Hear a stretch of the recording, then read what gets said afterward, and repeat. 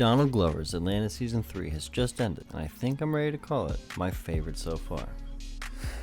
Maybe. Regardless, one thing stands out about this season over the other two. It just hits different.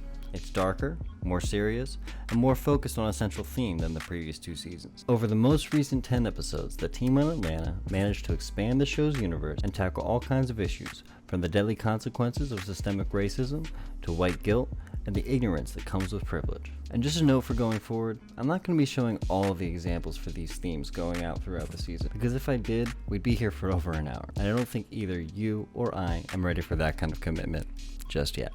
Today, I'd like to talk to you about the three main reasons that Season 3 of Atlanta stands out from the first two and delivers something that feels fresh and unique. But we'll get into that in a second. First, we need to go over the previous two seasons to quickly help us understand why Season 3 of Atlanta stands out as much as it does.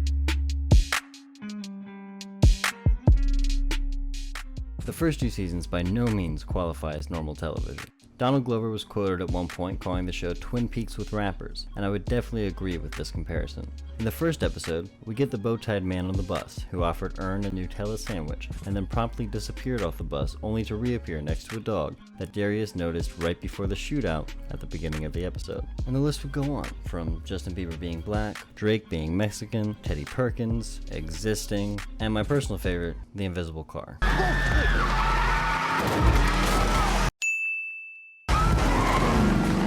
All of these elements of the show usually fall under the label of surrealism, or as some film theorists might call it, magical realism, where the piece of art appears to mostly exist within the confines of what we would consider normal in our world, but then incorporates elements that break our conceptions of what is real and what is possible within this world, making parts of the show feel magical. If you want to hear more about this, I highly recommend checking out a video Thomas Flight recently posted, diving deeper into Atlanta's connection to a growing artistic wave called Afro-Surrealism. So while the surrealist elements of Atlanta were always ever present, a couple things remain true about the series. One, the tone of each episode leaned comedic a majority of the time. Now I understand that darker tones and deep-cutting social commentary have appeared throughout the show numerous times, and even full episodes have focused on a more serious tone, but these moments and episodes were always punctuated by comic wit, often found in marginalized communities akin to gallows humor. 2. The focus was always on one of our four main characters. Even when we had episodes that only followed one of them or showed them as children, all the episodes still included one of our four main actors. This will be important later. In this season, the creators have decided to raise the bar again by exploring what topics it can tackle. These are the three standout elements that make Season 3 feel fresh. Excuse me.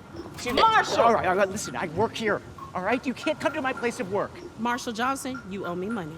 If you're not subscribed to the channel, please consider doing so, as I am brand new and every viewer counts. Number 1, a darker tone. The first standout element of the new season is the heavy and dark tone it brings from the very first scene in the very first episode. This tone is instantly established with an eerie scene of a white man and a black man fishing together in the dead of night on a quiet lake. The two men share some dialogue back and forth. The black man expresses his uncomfortability of being on the lake this late and recalls an experience he had on this same lake as a young boy where he almost drowned, describing the feeling like he was being pulled down to the bottom. The white man doesn't seem surprised at all and explains that he probably was being pulled into the water because the lake resides over a haunted ghost town that was once a thriving black community before the state government built a dam and flooded the entire town. Wait, what? This is the second season opener with characters we'll never see again. Well, mostly. And just like the number 17 robbery in the previous opener, this feels unsettling and puts us as the viewer in a state of tension and unease. However, it's very intentional, like it's trying to tell us something. You see, right after the story about the town, we are given this gem. That's what pulled you under. Town full of black folk. They were almost white. Get the hell out of here, man. What are you talking about? They were almost white? White's not a real thing, right? There's no scientific basis for it. People just become white. It's social. With enough blood and money, anyone can be white. It's always been that way. But the thing about being white is, it blinds you. It's easy to see the black man as cursed because you've separated yourself from him. But you don't know. You're enslaved just like him.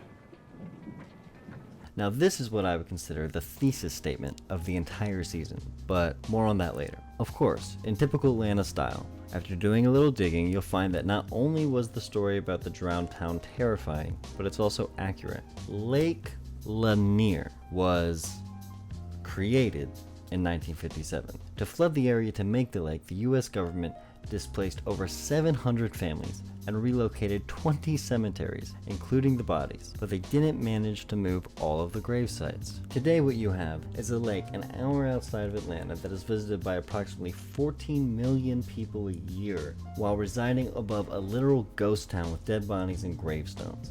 The Shade Room did a great video investigating the unnerving things that happen on this lake. Bad things do happen there. Boat accidents, fires, drownings. Even just in April, 24-year-old pro basketball player Dorian Pinson drowned after jumping off of a rented pontoon boat. Even this viral video, a young girl dancing on a boat just slips right off. So far this year, we've had 7 drownings on Lake Lanier. Last year, we had 7 in total for the whole year. These are the top 3 places you don't want to visit in Georgia. Number 1, Lake Lanier. Number 2, Lake Lanier. Number 3, Lake Lanier. Okay, I think you get it. People think this lake is hella haunted, y'all. The rest of the episode continues with this dark theme as we meet L'Aquarius, the boy who was dreaming the first scene we just watched. After dancing in class, in a moment reminiscent of reality when middle school students at Ron Clark Academy found out they were being given free tickets to Black Panther, L'Aquarius gets disciplined by the school. His parents are called, a teacher misunderstands the interaction with his mom, social workers get sent to the house, his mom thinks the kid called them and kicks him out, and in a jarring, bizarre set of circumstances we find ourselves watching L'Aquarius being taken to a home operated by 2 white women, and the vibe is off from the jump. Oh my goodness.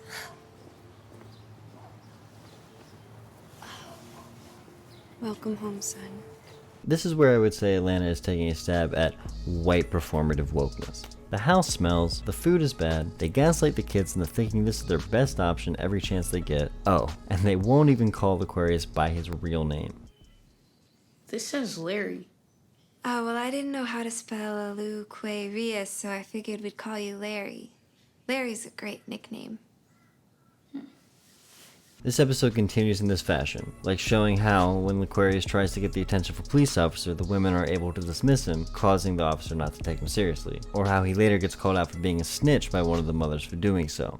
You know where you come from? They have a name for what you are. What?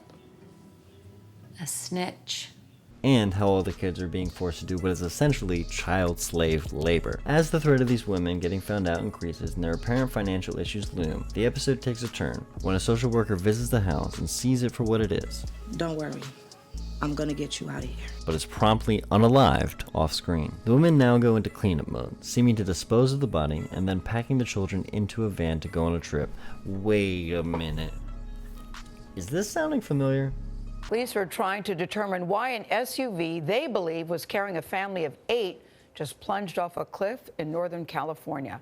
Jennifer and Sarah Hart from Washington State and 3 of their children were found dead at the scene. The other 3 are still missing at this hour. Their son, Devontae Hart, became well known back in 2014 because of this picture showing him hugging a police sergeant at a protest. Those children were blessed, and so were Jen and Sarah. Some family friends describe the Harts as tight-knit, but others noticed problems. In 2011, Sarah Hart pleaded guilty in Minnesota to domestic assault. According to court records, a teacher saw bruises on the couple's 6-year-old daughter. The girl told the teacher, "Mom hit me." Sarah Hart allegedly admitted to police she let her anger get out of control. Bruce and Dana DeCobb, who live next door, said they worried about the kids. They portray this happy little family. And yet their daughter's telling us, please, please, please, begging us not to make her go back and that they're abusing her. And then Devontae coming over here and telling us that, you know, he's being starved to death. Dana DeCobb said she called Child Protective Services on Friday. I was trying to help them and protect them, and this is the result. Thankfully, The show deviates from one element of the true story when Laquarius in the show figures out the plan and helps the kids escape before the van careens off a bridge into a lake. A lake, you say? The episode ends on a positive note, with Laquarius returning home to his mother and eating some spaghetti. And it was a dream too. I think it's safe to say the first episode of season 3 seamlessly differentiates itself from the previous two by throwing us back into a world that we've become used to seeing, but not in the way that we're used to seeing it. Something the team was able to do with the opening to season 2 as well.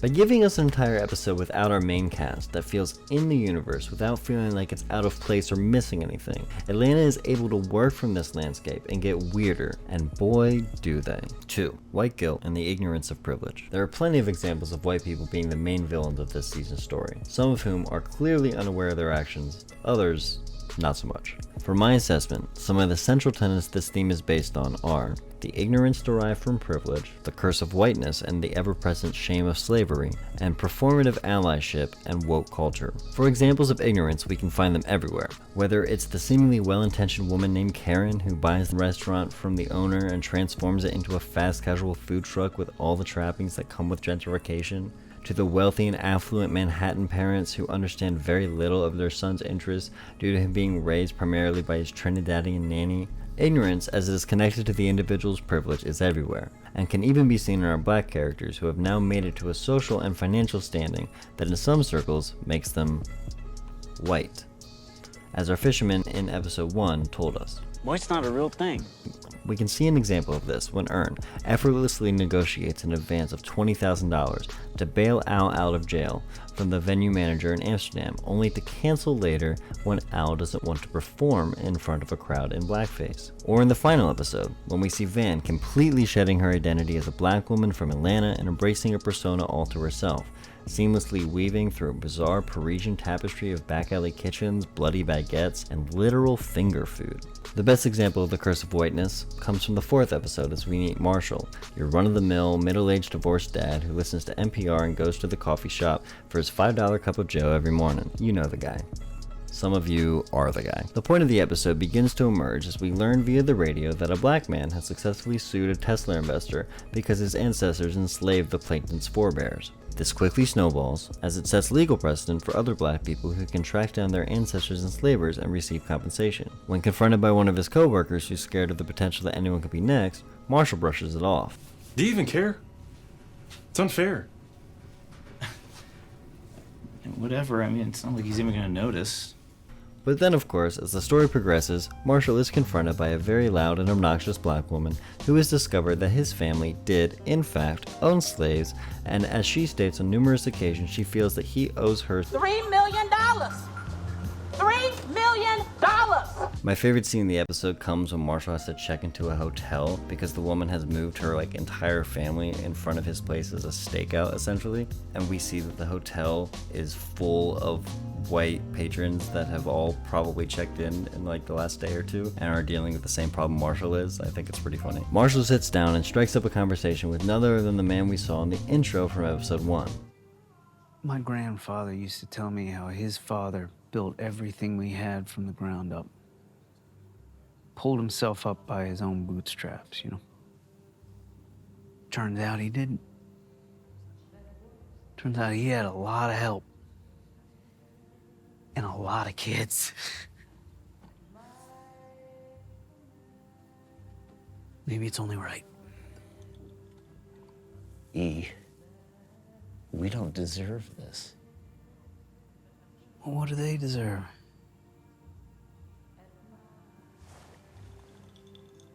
We were treating slavery as if it were a mystery buried in the past, something to investigate if we chose to. And in the case of this person, what's her name? Shaniqua. To Shaniqua, to them, slavery is not past. It is not a mystery. It is not an historical curiosity. It is a cruel, unavoidable ghost that haunts in a way we can't see. None of us are perfect. Oh, I love this writing so much. Mwah. Also, this one kind of felt like a Black Mirror episode, and I dug that. Pairing that scene with a quote from a later episode with Liam Neeson, yes, Liam Neeson, and the point the writers are trying to make should be very clear. But then you learn that you shouldn't say shit like that. Aye. But I also learned that the best and worst part about being white is we don't have to learn anything if you don't want to. Take it easy, Paperboy. White people have the privilege to choose to engage with topics like racism, but are not forced to deal with its brutal or harsh realities unless they desire to do so. As a white viewer myself, I'm really glad Donald Glover and the writers chose to have such a direct conversation with their white audience about these elements of society so easy to ignore from a place of privilege. An honorable mention on performative wokeness would be the character of Socks, who we first meet in episode 3 when he rushes to Darius' side and blows a small racially tinged interaction with a woman completely out of proportion and takes on the role of Darius' defender, all the while not letting him speak for himself. And then she's like, all lives matter, that's the problem. I'm not okay.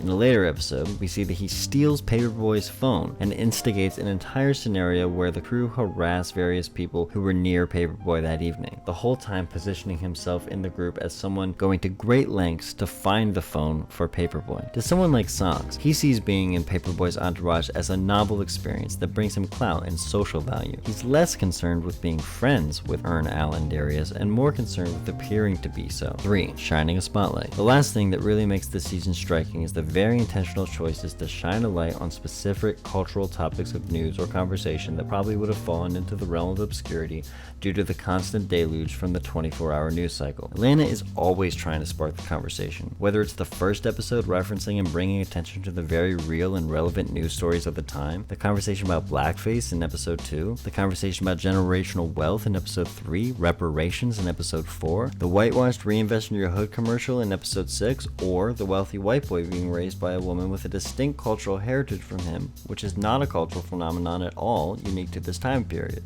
Even the van episode, which smacks of typical Atlanta surrealist weirdness, ends with a telling moment that reveals the fragility of Van's mental state and helps to explain what might be going on here. Everything, and I mean everything, in this season is a conversation starter. I can't praise this season enough for the elaborate work it put into conveying meaningful social critical analysis while still managing to continue to develop these characters we've come to know and love. And I can't thank you enough for staying until the end of this video. If you've made it this far, it probably means that you're just like me and you love these kinds of long-form video essays that dive into cultural studies. As you can probably see, I'm brand new at this and therefore could use your help in the form of a like, a subscribe, and any comment you might have on how I can improve any future topics you'd like to see me talk about. For my next video, I've been considering doing Kendrick's most recent album, Mr. Morale and the Big Steppers. Let me know your thoughts. Thanks all, and until next time, I've been Mitra, and so have you.